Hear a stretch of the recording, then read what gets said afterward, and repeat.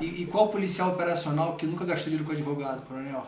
Olha, eu posso dizer para você que eu desde tenente que eu respondo alguma coisa. Né? E eu só vim me livrar dos processos 5 anos depois que eu já estava na reserva. É um peso, né? Graças a Deus. E livre, limpo, sem nenhum tipo de problema. Mas a gente responde. Exato. E uma grande parte desse processo, tudo por intervenção política. E você tem que ir lá responder. Né? Você está fazendo o seu papel, você está cumprindo sua missão, mas aí vem a intervenção política. Se mexeu em algum lugar que não era para mexer. Reverte aquela parte criminosa e te coloca no banco dos réus. É complicado. Vocês já viram aqui a personalidade do coronel e a gente vou buscar lá no início para o pessoal entender de onde vem toda essa autoridade que o senhor fala sobre o policiamento de rua e tudo. A sua vida policial, militar, começou bem antes da PMDF, não foi? Sim, como nós conversamos. O que aconteceu? Eu, um garoto do subúrbio do Rio de Janeiro, né, morador da Penha, né, passei lá meus 23 anos, e convivendo, né, quem conhece o subúrbio sabe, né, o nosso horizonte ele é limitado, né, infelizmente é isso.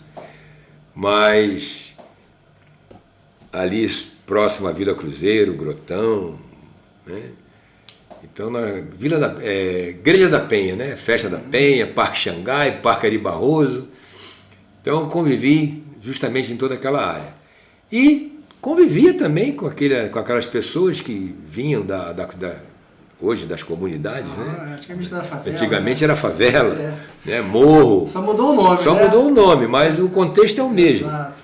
E sabia o que era ruim, sabia o que era bom, convivia ali com as drogas, na época eram os bicheiros, né, que mandavam na determinada área, mas graças a Deus eu sempre me pautei para a parte do estudo.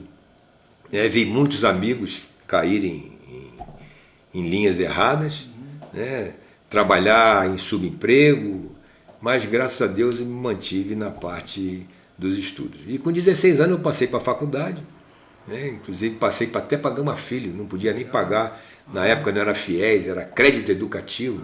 Né? Uma feira tradicional na época, né? E fui fazer educação física, que eu era atleta do Flamengo na época, de atletismo, e começando a fazer educação física. Na minha família tem 2 militares, um que foi a minha referência maior, né? Que era um tio, irmão da minha mãe, que foi soldado paraquedista na década de 60, né? E depois um primo meu que entrou como soldado e foi até sargento, né? Mas era aquele limite muito pequeno, né? E meu tio sempre falava dos saltos de paraquedas e tal, e como criança, né, a gente já tem aquela veia de polícia, vamos brincar de polícia ladrão e tal, a gente tem que sempre querer pegar o bandido, querer pegar o ladrão, né? E fui passando, e quando chegou, eu faço aniversário em dezembro, no final do ano, né? Então eu estava com 17 anos, eu me alistei. E aí quando o cara perguntou, pô, você está fazendo faculdade? O que você... Estou, mas não precisa servir não. Eu falei, não, eu quero ir para a brigada paraquedista, eu quero ser paraquedista. Aí o cara riu para mim, o sargento na época, pô, mas hoje em dia quem faz faculdade não precisa servir e tal. Faz CPOR então, faz CPOR e depois tu vai como oficial. Eu falei, tá, o que é isso? O que é oficial? Explica aí como é que me explica o que é CPOR. Aí ele me explicou um pouco, eu falei, tá bom, me coloca nisso aí. Aí fui pro CPOR, sempre fui voltado, né, para determinados esportes de adrenalina, mesmo mais jovem, gostava de cavalo, roubava às vezes os cavalos da rua dos carroceiros, montava. E aí tinha a opção da cavalaria lá. Eu falei, não, vamos para esse negócio de cavalo que é bom, né? E na época, na minha infância, na minha adolescência, os filmes eram aqueles filmes de bang-bang, né? Cavalo. Então isso motivava muito a gente, né? E tinha sempre, era bem definido, né? O herói e o vagabundo. Hoje em dia se confunde determinados filmes. Isso, né? Né? Charles Bronson. Aquele... Eu vou lembrar aqui o nome, que tem muita... Né? Então a gente sempre se via, né, nos nossos heróis, né? Que esses heróis não morreram de overdose, né? Exato, exato. Então hoje em dia até se confunde essas coisas. Os meus heróis não morreram de overdose. Meus heróis são heróis realmente que, mesmo no mundo da ficção, mas combatiam o mal. Né? Então, a gente cresce com essa filosofia. Pô, eu quero fazer o bem. Então, fui para o CPOR. E lá, fui para a cavalaria, foi onde eu me dei mal, me dei bem. Porque era o único curso que era expediente inteiro. Os outros cursos eram meio expediente, porque você tinha parte militar e tinha parte de equitação. Entendi. Porra, meu irmão. Foi um sufoco, mas foi ali onde eu criei uma amizade muito grande. Até hoje nós nos reunimos, né? Nossos companheiros de turma do CPOR de 77, de cavalaria, nós somos bem unidos. Legal. Alguns também foram para a carreira da Polícia Militar, outros não, outros pegaram iniciativa privada, mas foi uma escola, né? E aí terminamos o curso, e aí fui para a bendita área paraquedista. Né?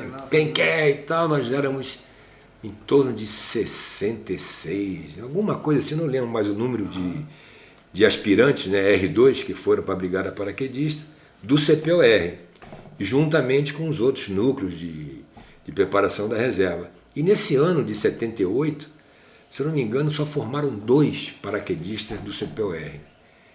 Infelizmente não fui eu. Eu não estava incluído nesses 2, né? E o que houve lá no curso? E por quê?